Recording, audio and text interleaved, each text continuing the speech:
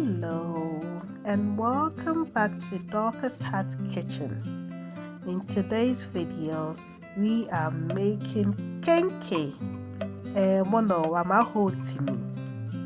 Let's get into the kitchen and start cooking. For Kenkey, you will need cornmeal, and also we need corn husks. This is what we will use to wrap the Kenkey. Divide your cornmeal into 4 parts. To this 4 equal parts, I'm going to take 1 part which I am going to cook on the fire. So you take that 1 part and leave the 3 parts to mix with the cooked portion later on. So we're going to set this aside and mix this and get it on the fire.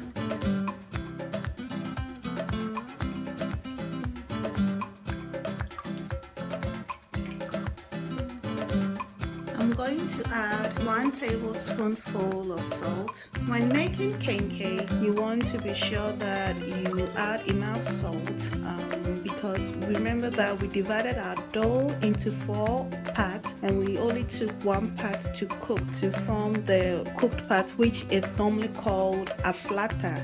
The aflata is what we are going to mix with the uncooked dough that we have set aside.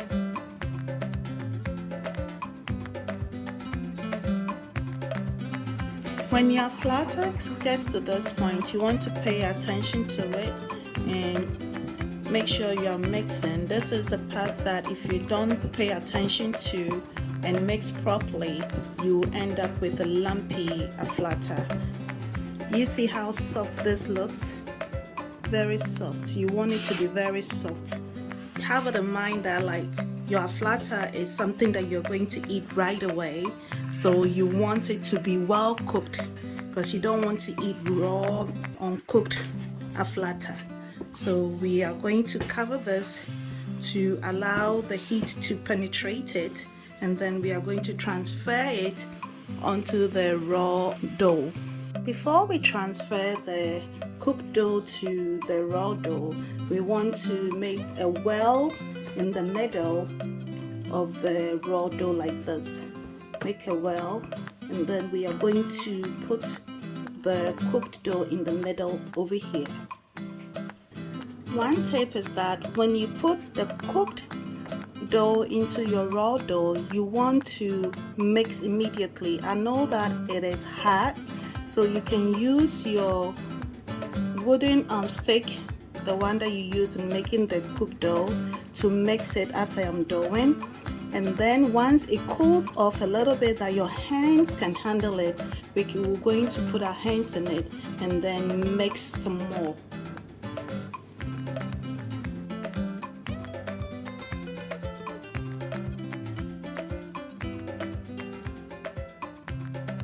The dough has cooled off a little bit and now my fingers can handle it. This process is very important. I can't stress on it enough. This is what makes your Kenkey very creamy, so you need to really mix very well.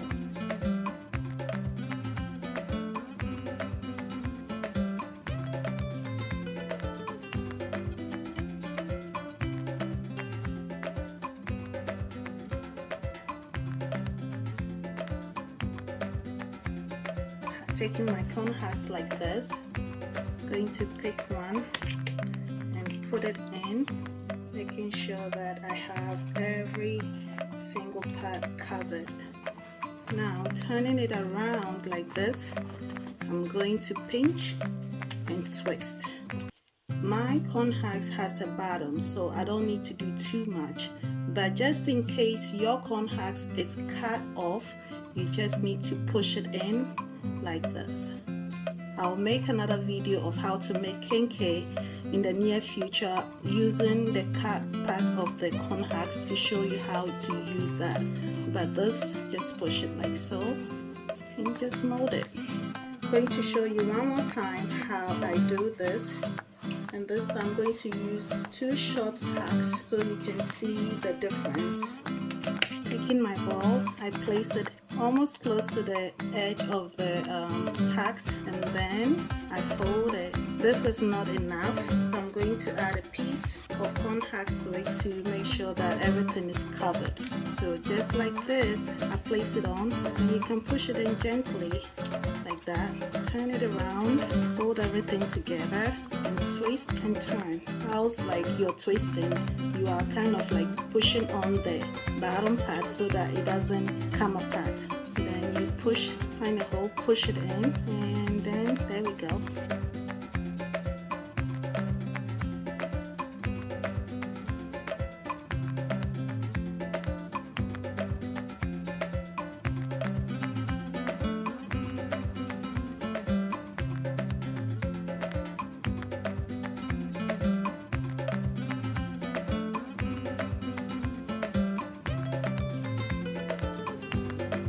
We have finished wrapping all the kenkey, but I like to have it a little bit more secured, so I like to put it in a cling film. This is a BPA free cling film, and then twist, roll it on my surface like this.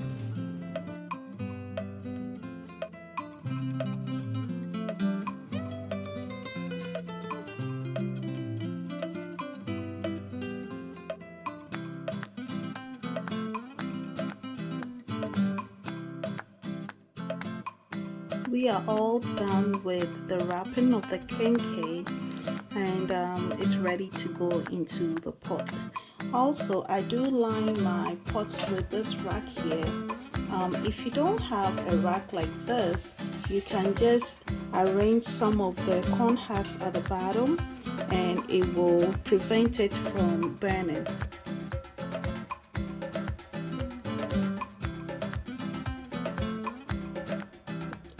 The kenkey is all ready. I have arranged them all neatly. I'm going to add some water to this. I'm going to fill it up and also cover it up with a burlap, or kutuku as we call it in Ghana.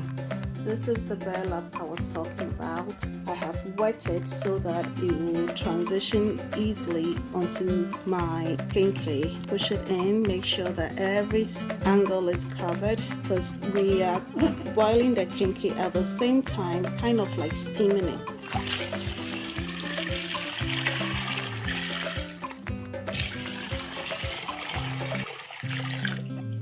This is going to go on the fire now.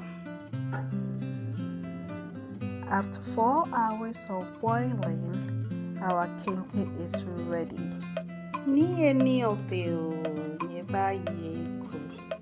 The food is ready and you are all invited.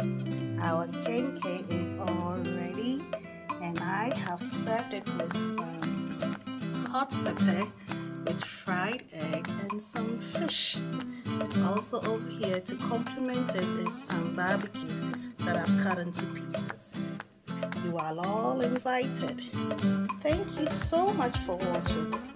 See you in the next video. Bye-bye.